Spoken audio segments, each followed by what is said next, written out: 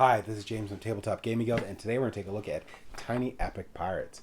Tiny Epic Pirates is a 1 to 4 player game published by Gameland Games. In Tiny Epic Pirates, you're trying to be the first pirate to bury all 3 of your treasures. If you do so, you win the game. There's many different avenues of doing this in the game and many different approaches that you're going to have to do to be able to gain the gold to be able to bury these treasures. Let's go down the table here. I'll give you my general overview of the game, and then we'll come back and I'll give you my final thoughts.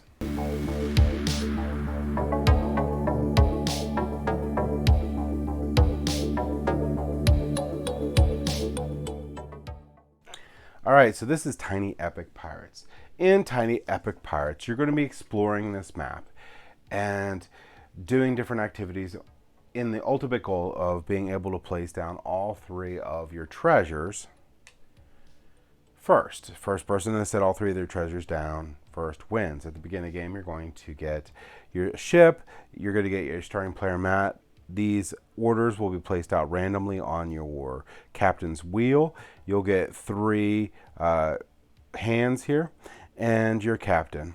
You'll also have one that you can unlock in the future.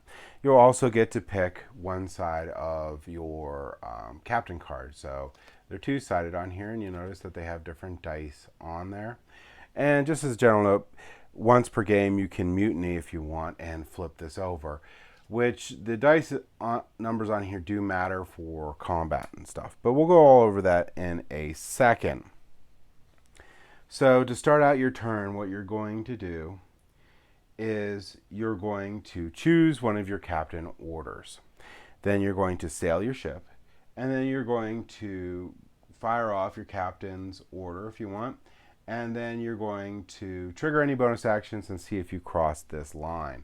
So let's go over how to select your captain's orders. So you have this wheel right here, and what you're going to be doing is, if you don't use any of your deckhands, we'll show you in a second, you're just going to do the next one over. So in this case, I'm going to be fighting, but I can use a deckhand here and plop them here and pass that up and go to the next one. I could do this as many times as I have things available. So I could go all the way over here. The only rule is I can't go back to where I was before. When you remove these from here, the only way you're going to get them back, so let's say I did skip this one and I did this order, and then I came all the way back around and I came to here. Now I can always skip this one if I want for free, but then if I skip this one or land on it, doesn't matter, and it was already there, I get to take it back and I can place it anywhere on these 3 things I want, even if there's already one there.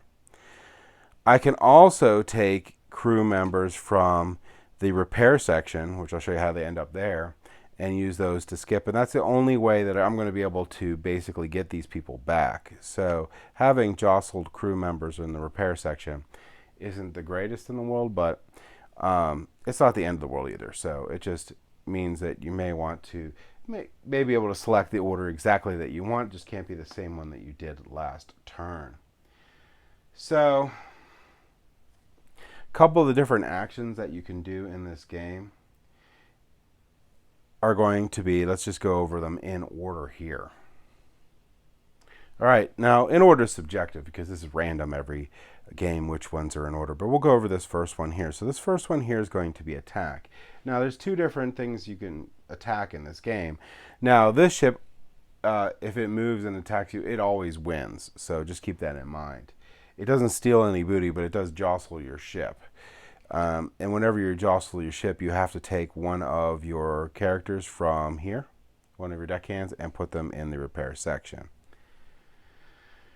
If you're trying to perform an action, like going into one of these storms, which we'll go over in a second, and you need to jostle and you can't actually perform that action. So do keep that in mind. So if you're trying to perform an action that requires that you're going to be jostled, you can't do it if you don't have anything to jostle. Now, if you become jostled as a result of some as chance, then you're fine. All right, so if I attack a merchant ship, basically what I need to do is I'm going to look at this board over here, which this board shows a couple different things on it. The first thing it shows is going to be the value of each of the goods currently on the market. The other thing it's going to show is the power of the ships. So what's going to happen is if I attack this merchant ship, so let's say I'm the yellow ship right there, what I'm going to do is I need to get hits equal to the number up there. So in this case, it's 2 hits. So in order to do that, I'm going to take a look at the numbers here, and I'm going to roll 2 dice. When I roll this dice, I got a 4 and a 6, so that is a 4 and a 6 on here. That's 2 hits. Later on throughout the game, I'm going to get more deck hands, and the more of that number, so if I had this guy right here on there, I would actually have got 4 hits because there's a 4 and a 6 on here and a 4 and a 6 on here. So they're cumulative. Now 2 hits is enough, so what would happen is I would have took out the merchant ship. Since I took out the merchant ship, I would gain the reward on the bottom, which is 2 gold. And you would just simply move this guy up 2 gold. And as a general note, you can't go past 13 gold. If you gain any more gold than that, it just goes away. Then I would discard this guy, and I would flip a new one over. Now, I would have actually looked at the color. Since I was playing, it would have been green, so that would have gone here instead. Sorry. You look at the color of the merchant ship, yellow, orange, and green. So that's most of what's going to happen. Now, the other thing that will happen is I'll get to remove my renown up 1. You'll immediately get any bonus that it shows here. So this is 2 gold, an extra shipmate, 4 gold, extra surefire, and 8 gold up on here. The other thing that will happen is whenever we get to the movement action, you're going to take a look at these charts here and then the combat action here. So I rolled 2 dice, but you can see that it says 2 dice here. Later on, if I get all the way up to here, I can get 3 dice. But right now, if I would have done this before I attacked the ship, I would have had 1 movement. Now I have 2 movement, 3 movement, 4 movement, and so on. So that's how that actually works. The other things you can attack is well, one thing I need to mention though is if I did fail. If I failed to attack that merchant ship, I would have become jostled, and then I would have to move a unit over here. I also would get a surefire token. If I tied with the merchant ship, I would have just got a surefire token and not get jostled. Surefire tokens are basically, you could set the die to what side you want, sort of thing. Now, the other advantage I get from taking out the merchant ship is I would get another cube. Then the merchant ship would be reloaded with a new cube and placed on the opposite side of the board. So it would go over here. And then I would just go get a new booty cube and put it on there. The other thing I can do is I can fight another ship. And what you're going to do to that is each player is going to roll their dice. And if I'm attacking, if I get the higher number, then I get a renowned. If I don't, I get jostled. If there's a tie, we both get jostled. So that is how attacking another player's ship works. You don't steal their booty or anything. You're just going to get renown. And renown's pretty important throughout the game. As you notice, you get more and more powerful as it goes. Now, you can't get above the top renown. If you get any more renown after that, it's fine. It just doesn't do anything. Now, that is attack. The other thing you can do is plunder. And when you plunder, if you're at a location right here, so let's say I'm at location right here, this allows me to plunder. If I plunder, you just take that number of cubes from here, from this bag, and place it on your ship. If you're full, you're allowed to swap out any of the goods that you want. So that's plunder. Crew up. If you crew up, you can pick one of the crew from here and place it down in your reserve here. Now your crew limit is here 4. Doesn't count your captain as 1. So you can have up to 4 more crew on here. So that's crew up. The next thing you can do is you can search. And when you search, you're just going to simply, if there's a token here, you're going to flip it over and get what it says. This one here just gives you 2 gold. So that is search. The other thing you can do is trade. And when you're at a location where you trade, so let's say we're this blue one, if I have this cube, which I don't, let's go to a location. Oh, no, actually I do. Sorry. No.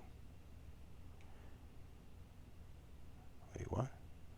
Yeah, no. Okay, so if I have that cube here, I can trade that cube in. And if I trade that cube in, then I will get the gold indicated here. So this is 4 gold. This will actually go to the bottom now and be worth the least amount, but I would get my 4 gold and simply move my thing up that. All right, so that's all the different actions you can take, except for this final anchor action. So this anchor action right here is pretty neat. What it does is you get to hide out. And so what you do when you hide out is you can go into this alcove here. See if there's one on the map right there. So you can go in the alcove. You also will be able to take all of your meeples from anywhere on the board and place them anywhere you want on here. So you get to do a little bit of resetting here if you want. But if you, that's that value, but if you cross this line right here, so a couple things will happen. First, the merchant ships will move. They'll move too. And they're always going to be moved by the person to your right towards their goal there. Once they reach the goal, they're going to unload their goods and they'll get new goods and they point the opposite direction. Those are basically how that works. The other thing that's going to happen when you cross this line is the Navy ship's going to move. The Navy ship's going to always move towards you, and it's trying to kill you. So basically, if there's 0 treasures out, it's going to move 2. The more treasures you get, it's going to move faster. So if there's one treasure out on the board from any player, it's going to move 3. 2 treasures out on the board, it's going to move 4. And 3 treasures is going to move 5. If the Navy ship is on the same ship space as you, it automatically wins. It is, you cannot defeat this guy. And all deckhands from assignments and the wheel move to repair. So basically it jostles everything you have and puts it to the repair section. Now, this cross the ship line actually happens after this next part that I'm going to explain, but just know that that will happen. You do have an opportunity to trigger any abilities that you have first, which can be very important. So each of these guys will allow you to do an additional potential action. And they're all listed in the back of the book if you have any questions on that. But basically, one of the most important ones we'll go over is going to be the captain. The captain will allow you to bury treasure, which will be symbol here first. You have to do that one first, then you can plunder. Now, if you can bury treasure, what you're going to do is you're going to look for one of the places with this icon. So let's say my ship was here. If I have 12 gold, I can spend that 12 gold and place my treasure there. Now, if I'm here, this is also 12 gold. There's a 13 gold out there. But if you have the gold available, you can deposit your treasure there and get closer to winning the game. So bury treasure is one of the most important bonus actions you can take. Then you do the cross the ship line, and then the play continues. Now I'm doing a little backwards because what you're going to do is you pick your order, you're going to move your ship, then you're going to perform your captain's order, then you're going to perform any triggers that you want, then you're going to check to see if you cross the line, then play continues. So movement again is going to be equal to the number that your captain token's on. So let's say I was there, I can move 2 spaces. 1, 2. Now if I move into a space with a storm, now this is only moving in, I become jostled and I have to move one in there. Move one of my crew members to repair. If I have no crew members available to be jostled, I can't move into an area with a storm. Other than that, storms don't bother you. You can stay in there turn after turn. You won't become more jostled. You just get jostled when you move in. So sorry about that, a little bit backwards, but that's all the basic rules for Tiny Epic Pirates. Play will continue until someone buries the 3rd treasure, and at that point, that player wins the game. Let's go ahead back up to the table here, and I'll give you my final thoughts on Tiny Epic Pirates. So I really like Tiny Epic Pirates. This is definitely one of my favorite Tiny Epic games. Tiny Epic Pirates has a lot of different decisions that you need to make throughout the game. I really like how many different avenues that you can take to be able to gain the gold that you need to bury those treasures. I like to be able to do a little mercantile action, sell those goods to gain the gold. I like attacking their opponent's ships, attacking the merchant ships to get your booty, or basically the goods in the game, and getting the different crew members and being able to trigger off all those different abilities. Gaining higher legendary levels is really nice because it sort of powers you up through the game. You can do all sorts of really cool combos on the actions that you take throughout the game. I didn't go over all the rules for the game, but that was the general gist on how to play the game. If you like the pirate theme, if you like an exploration style race game, I would highly recommend checking out and possibly picking up Tiny Epic Pirates. Thank you for watching.